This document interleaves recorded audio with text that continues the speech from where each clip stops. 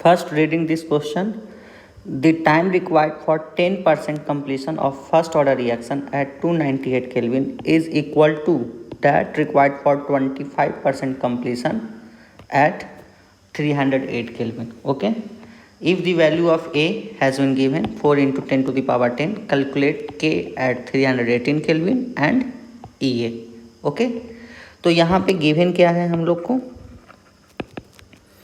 A equal to दिया हुआ है 4 into 10 to the power 10 second inverse. Okay, और यहाँ पे टाइम T 10%. इसका मतलब क्या हुआ, रिएक्शन इज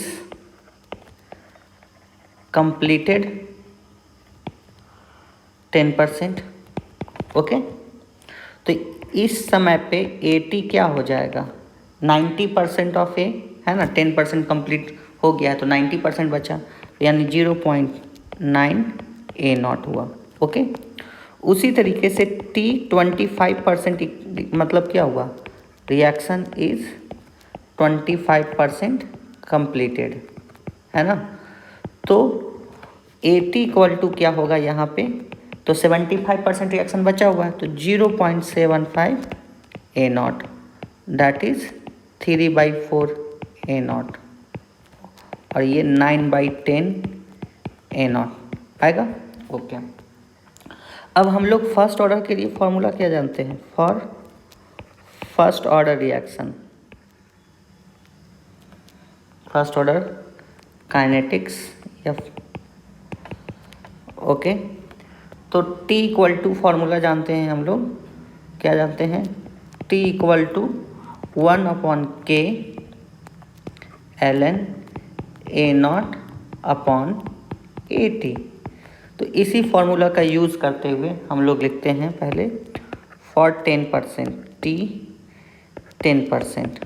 ओके, तो इसके लिए लिखूँगा तो T 10%, T 10% पे टेम्परेचर कितना है, तो 298 केल्विन है ना. इस क्वेश्चन में देखिए T 10% क्या है, 298 केल्विन. ओके, तो T 10% इक्वल टू, तो मैं क्या लिख सकता हूँ, 1/K 298 लिख दे रहा हूँ है ना, क्योंकि रेट कांस्टेंट के 298 केल्विन पे है, ln A naught upon AT, और इसी को फर्दर AT का वैल्यू इसमें प्लेस करूँगा तो 1/K 298 ln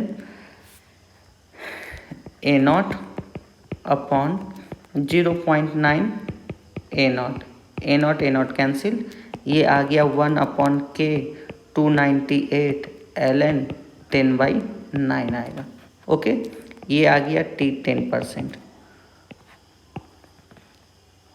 ओके, ये क्लियर है यहाँ तक. अब देखिए फॉर T 25%, तो यहाँ इस समय टेम्परेचर कितना है, तो इस समय टेम्परेचर 300, देखिए इस समय टेम्परेचर कितना है, तो 308 केल्विन. ओके, तो टेम्परेचर 308 केल्विन. तो इस समय T 25% इक्वल टू क्या लिखेंगे, तो 1/K 308 ln A नॉट, और 75% 80 था तो 3/4 ए नॉट था, ये कैंसिल, यानी K 308 ln 4/3 ये होगा. इसको इक्वेशन 1 मानता हूँ और इसको इक्वेशन 2 मानता हूँ. ओके, ये 1 ये 2, तो 2 डिवाइडेड बाई, इसको भी मैं इस तरीके से T 25% इक्वल टू क्या आ गया, 1/K 308 ln 4/3, और इसको मैं इक्वेशन 2 मान लेता हूँ.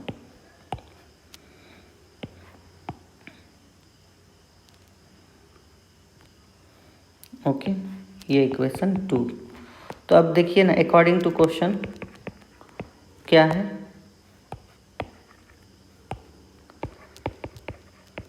T 10% इक्वल टू T 25%, तो ये 1/K 298 equal to log 10/ln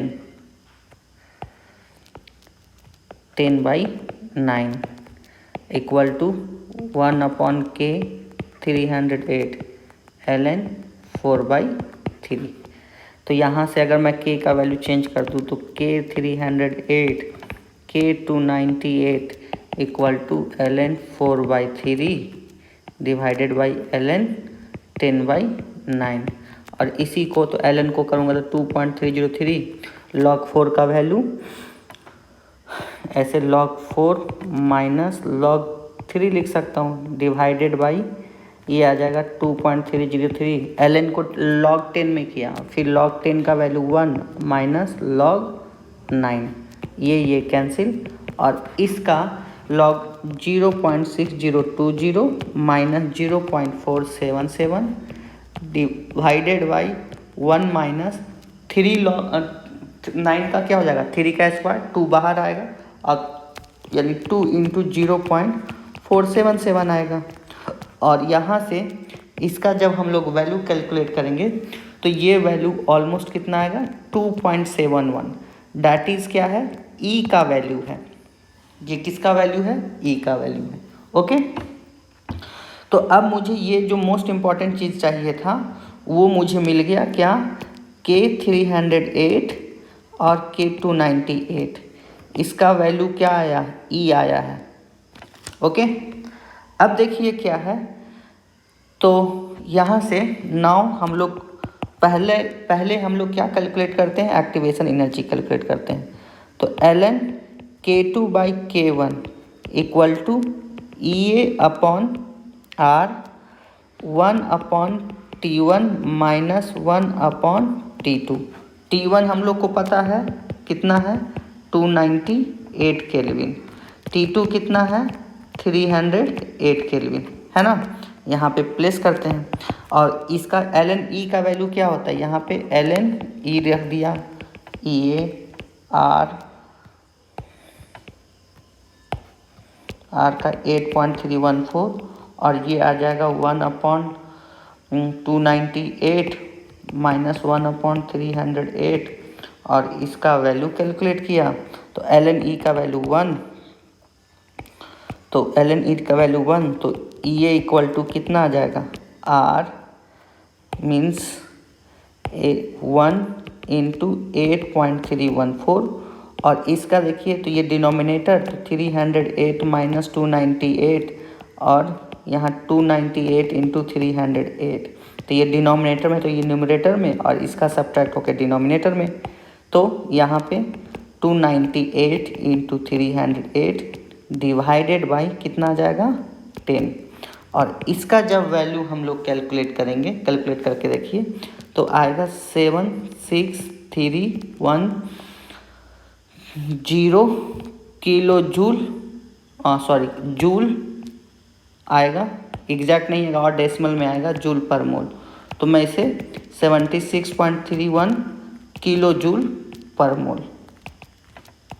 okay, तो यहाँ से हम लोग का क्या आ गया है तो एक्टिवेशन एनर्जी आ गया। ओके, अब मुझे क्या कैलकुलेट करना है K का वैल्यू कैलकुलेट करना है। यहाँ पे क्या पूछा है K का वैल्यू पूछा है ना, ये K का वैल्यू पूछा है कितने टेम्परेचर पे 318 केल्विन पे।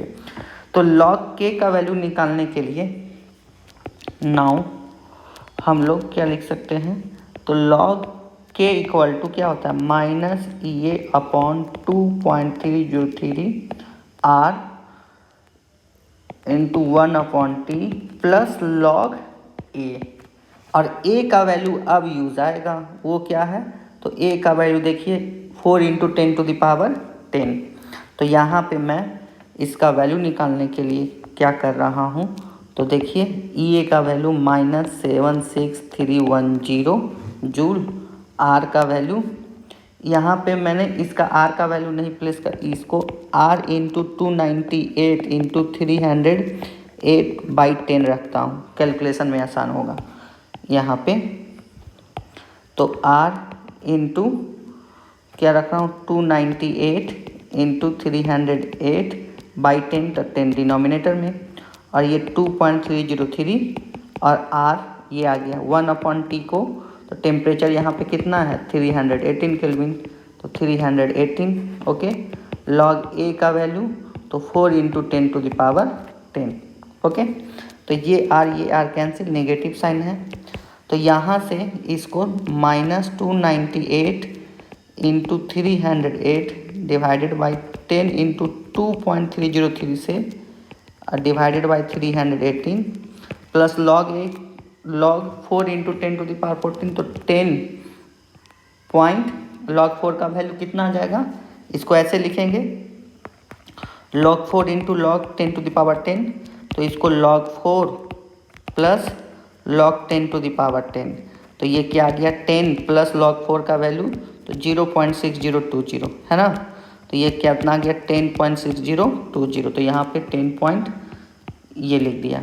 अब इसका हम लोग जब कैलकुलेशन करेंगे तो ये हम लोग कैलकुलेशन करते हैं minus 298 into 308 divided by 10 into 2.303 into 318 कितना आ गया -12.53।